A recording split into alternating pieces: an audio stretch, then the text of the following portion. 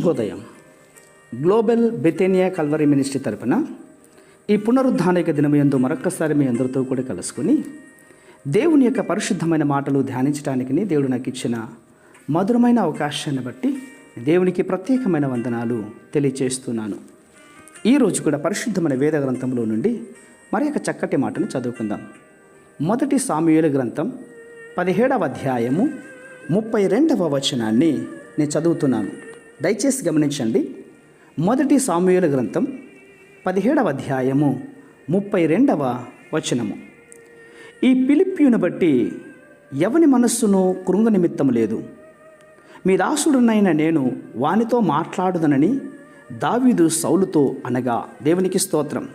అవును ప్రియమైనటువంటి వాళ్ళరా, కొంతమంది మాట్లాడే మాటలు ఎంతగానో కఠినంగా ఉంటాయి. ఆ మాటలకు కృంగిపోతున్నటువంటి వారు కూడా ఉంటారు.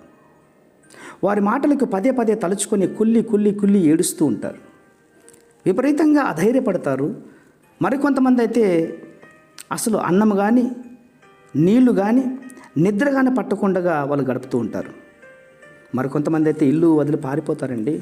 ఇంకా కొంతమంది అయితే ఆత్మహత్యలు కూడా చేసుకున్నటువంటి వారు ఉన్నారు. ఈ నాశనములన్నిటికీ కారణం ఏంటో తెలుసా? మాటలు. ఈ మాటలను బట్టే జరుగుతూ ఉంటున్నాయి. సహజంగా ఇవి పాపులతోనూ సత్య జ్ఞానము లేనటువంటి నామకారస్తపు క్రైస్తవుల్లో కూడా ఉంటాయి.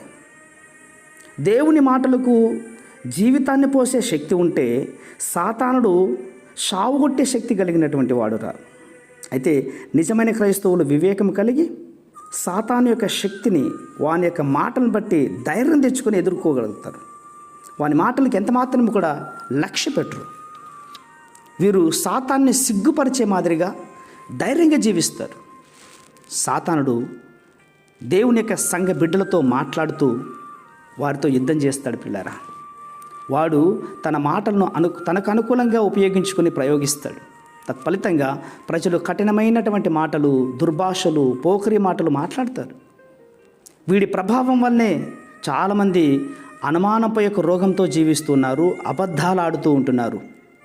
వాడు దేవుని బిడ్డలమైనటువంటి ప్రజలను నానా విధాలుగా యుద్ధాల సమయంలో యుద్ధం చేసేంతలోనికి తీసుకెళ్తారు, గొడవలకు కూడా తీసుకెళ్తూ ఉంటున్నాయి ప్రియులారా.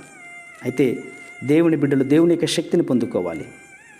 దేవుని మాటలు కనిపెట్టుకుని ఉండాలి. ఏది దేవుని మాటలు, ఏది సాతాను యొక్క మాటలు అని గ్రహించగలిగిన వారమై ఉండాలి. కాబట్టి ఈ పునరుద్ధానిక దినములో దేవుని మందిరంలో సేవకుడు మాట్లాడే ప్రతి మాట జాగ్రత్తగా గమనించు. అది దేవుని మాటలైతే నీకు శక్తినిస్తాయి. సాతాను మాటలైతే వాడిని ఎదిరించగలిగినటువంటి బలమును పొందుకుంటావు. దేవుని మందిరానికి వెళ్ళినప్పుడు అంశాన్ని బట్టి అంశం, సన్నివేశాన్ని బట్టి సన్నివేశం, దైవ సేవకుడు నోటి ద్వారా వచ్చే ప్రతి మాట మనకు ఆశీర్వాదకరమైనటువంటి ప్రవచనములుగా, యుద్ధ వీరులకు కావలసిన ధైర్యం మాటలుగా తీసుకోవాలి. వాటి ద్వారా జీవించాలి. పరిశుద్ధమైన మా ప్రియ పరలోకపు తండ్రి, నిజమేనాయనా ఈరోజు ఈ మాటలు వింటున్న బిడ్డలందరూ కూడా ప్రభా ధైర్యం కలిగిన వారై అపవాదుని ఎదిరించగలిగిన శక్తిని బిడ్డలందరికీ మీరు అనుగ్రహిస్తున్నందుకే స్తోత్రాలు అర్పించుకుంటూ చిన్న ప్రార్థనను మా రక్షకుడిని యేసయ్య నామమున బట్టి అడిగి వేడుకొని పొందుతున్నాం మా తండ్రి. ఆమేన్, ఆమేన్, ఆమేన్.